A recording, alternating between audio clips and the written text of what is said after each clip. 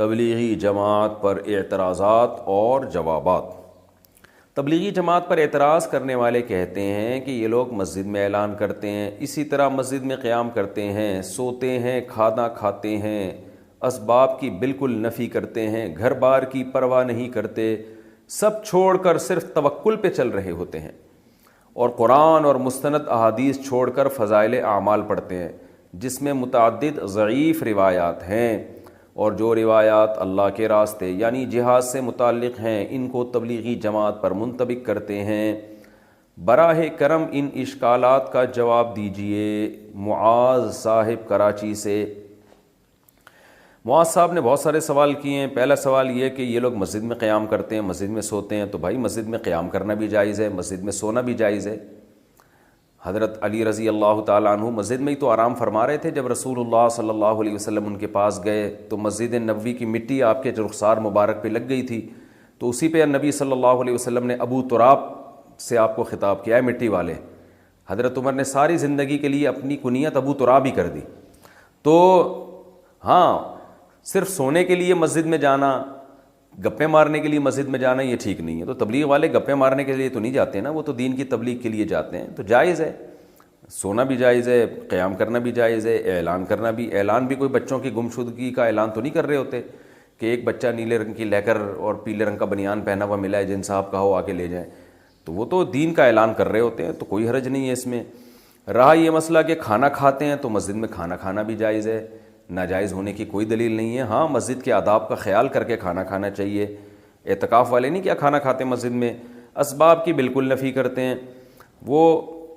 اچھا، یہ کہتے ہیں اسباب کی نفی کرتے ہیں، یعنی اللہ سے ہوتا ہے، اللہ کے علاوہ سے نہیں ہوتا۔ تو یاد رکھیں، تبلیغ والے جب یہ کہتے ہیں نا اللہ کے علاوہ سے نہیں ہوتا، تو اس کا مطلب یہ ہوتا ہے کہ اصل کرنے والا اللہ ہے۔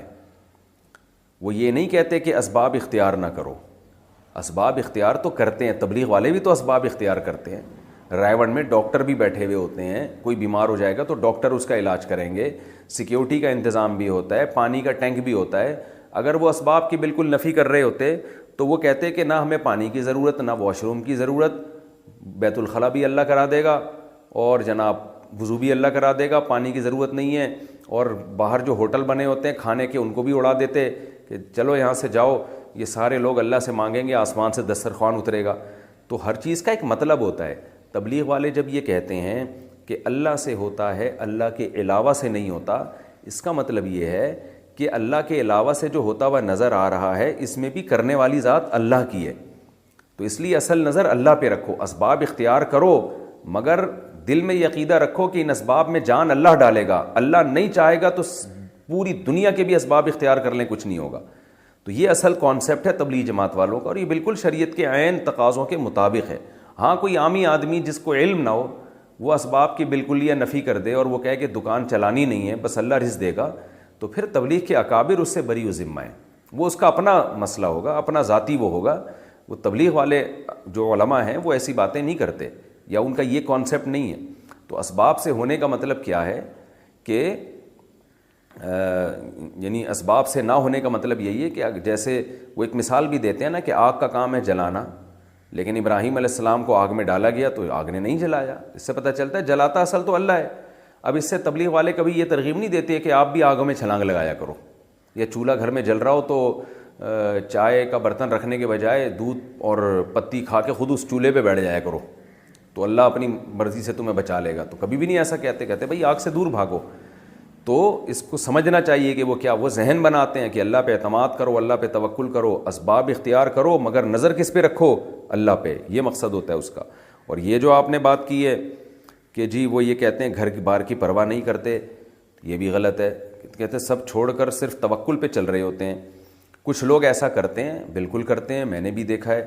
بیوی بچوں کی تربیت کی بھی فکر نہیں ہوتی، ان کے بزنس کی بھی، کاروبار کی بھی، کھلانے کی بھی فکر نہیں ہوتی۔ چلے کے لیے نکل گئے، 4 مہینے کے لیے نکل گئے، پیچھے بیوی بچے دھکے کھاتے پھر رہے ہیں، کھانے کو نہیں ہے۔ یقیناً کچھ لوگ ایسا کرتے ہیں، مگر یہ کچھ لوگ تبلیغ کے اکابر کی اجازت سے نہیں کر رہے ہوتے۔ میرا خود تجربہ ہے، کراچی اجتماع میں ایک شخص آیا، یونیورسٹی میں پڑھ رہا تھا، بزرگوں کے پاس گیا کہ میں وقت لگانا چاہتا ہوں، 4 مہینے کے لیے جانا چاہتا ہوں، میں خود اس کا گواہ ہوں۔ ان کو مشورہ دیا تبلیغ کے اکابر نے کہ پہلے آپ اپنی تعلیم یا امتحان مکمل کر لیں، کیونکہ یہ آپ کا ورنہ ادھورا رہ جائے گا، اسے جیسے ہی کمپلیٹ کریں پھر آپ 4 مہینے کے لیے نکل جائیں۔ بعض دفعہ تو رائیونڈ سے واپس کیا جاتا ہے، پھر یہ بھی پوچھا جاتا ہے کہ وہ اگر بتائے نا کہ میرے گھر میں کوئی کھانے کا ذریعہ نہیں ہے، آمدن کا ذریعہ نہیں، بس میں اللہ توکل نکل رہا ہوں، تبلیغی اکابر کبھی بھی اس کو نہیں جانے دیتے۔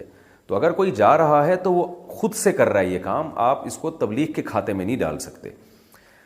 اچھا بھائی، اور یہ جو کہہ رہے ہیں کہ قرآن اور مستند احادیث کو چھوڑ کر فضائل اعمال پڑھتے ہیں جس میں متعدد ضعیف روایات ہیں، یہ بات بھی غلط ہے۔ فضائل اعمال میں زیادہ تر احادیث صحیح ہیں، ضعیف حدیثیں کم ہیں، اور جو ضعیف حدیثیں ہیں بھی تو وہ مسائل کے بارے میں نہیں ہیں، وہ فضائل کے بارے میں ہیں۔ بہت بڑے بڑے علماء محدثین گزرے ہیں جن کا یہ کانسیپٹ تھا کہ ایک عمل کی فضیلت اگر صحیح حدیث سے ثابت ہو تو اس کی فضیلت کو 4 چاند لگانے کے لیے ضعیف حدیث پیش کی جا سکتی ہے۔ یہ تو بہت زیادہ ہے، تبھی حدیث کی کتابوں میں صحیح حدیث کے ساتھ ضعیف حدیثیں بھی بھری ہوئی ہیں۔ تو وجہ اس کی یہی ہے کہ بھئی اس سے کوئی شرعی مسئلہ ثابت نہیں ہو رہا، فضائل اعمال مسائل کی کتاب تو ہے نہیں۔ تو یہ ان کا کانسیپٹ تھا کہ بھئی ایک چیز جیسے نماز کی فضیلت پر صحیح حدیثیں بہت ہیں، وہ صحیح حدیثیں بھی فضائل اعمال میں ہوں گی، کچھ ضعیف حدیثیں بھی ہوں گی، لیکن وہ ضعیف حدیثیں اسی صحیح حدیث کی تائید کر رہی ہوتی ہیں۔ تو اس لیے یہ ایک نعرہ پوری دنیا میں خام خواہ میں پھیلا دیا گیا ہے کہ فضائل اعمال میں من گھڑت قصے ہیں، فضائل اعمال میں ضعیف روایتیں ہیں۔ ایسا نہیں ہے، ضعیف روایتیں بھی ہیں لیکن بہت ساری صحیح روایتیں بھی ہیں، اور ان سے جو مضمون ثابت ہو رہا ہے وہ شریعت کے مطابق ہے۔ ہاں کچھ جگہیں ایسی ہیں جہاں مسائل ہیں اور اس میں ضعیف حدیث ہے، تو وہ غلط بات ہے، وہ پھر آپ علماء سے پوچھیں گے تو علماء آپ کو بتا دیں گے۔ تو ایسے تو دنیا میں کوئی بھی کتاب ایسی نہیں ہے جو نقص سے پاک ہو، صرف اللہ کی کتاب قرآن ہے جس میں کوئی عیب نہیں ہے، وہ ہر قسم کے نقص سے پاک ہے۔ باقی تو دنیا میں ہر کتاب میں کچھ نہ کچھ سقم پایا جاتا ہے، کوئی بھی کتاب لیں گے کچھ نہ کچھ سقم ہوگا اس کے اندر، تو اس لیے اس کو بیان کرنے میں کوئی حرج نہیں ہے۔ اب تک تبلیغی جماعت فضائل اعمال ہی پہ چل رہی ہے، تو ہم نے نہیں دیکھا تبلیغ والوں کے عقیدے خراب ہوئے ہوں، بلکہ تبلیغ والے جتنے توحید پرست ہوتے ہیں اتنے تو ہمیں دوسروں میں توحید نظر نہیں آتی۔ کبھی نہ قبروں پہ جاتے ہوئے دیکھیں گے آپ، نہ کبھی کسی قبر سے مانگتے ہوئے دیکھیں گے، اللہ پہ اعتماد اور توکل کرتے ہیں، تو یہ تو سارا فضائل اعمال کا نتیجہ ہے۔ ایک اور اعتراض فضائل اعمال پہ یہ کیا جاتا ہے کہ اس میں من گھڑت قصے ہیں، یہ بات بھی غلط ہے۔ من گھڑت کی ڈیفینیشن کیا ہے؟ من گھڑت کا مطلب یہ ہے کہ شیخ الحدیث مولانا زکریا رحمۃ اللہ علیہ اپنی طرف سے کوئی قصہ سنا دیں جو انہوں نے نہ خود اپنی آنکھوں سے دیکھا ہو اور نہ اس کی ان کے پاس کوئی سند ہو، اس کو من گھڑت کہتے ہیں۔ آپ نے کوئی قصہ سنایا، لوگ پوچھیں گے بھائی یہ قصہ من گھڑت ہے، آپ کہیں گے کیوں؟ وہ کہتا ہے آپ نے دیکھا اپنی آنکھوں سے؟ آپ کہیں نہیں، نہ میں نے تو دیکھا بھی نہیں۔ پھر کسی مستند آدمی سے سنا؟ نہیں جی، پھر ہم کہہ سکتے ہیں بھائی یہ من گھڑت ہے۔ لیکن آپ نے ایک واقعہ سنایا، اگلا کہہ رہا ہے من گھڑت ہے، آپ دلیل دے رہے ہو بھائی میں نے خود اپنی آنکھوں سے دیکھا ہے، تو اب من گھڑت کہاں سے ہو گیا؟ یا کسی قابل اعتماد آدمی کا حوالہ دیا کہ اس نے یہ واقعہ بیان کیا ہے، تو اب من گھڑت نہیں رہا۔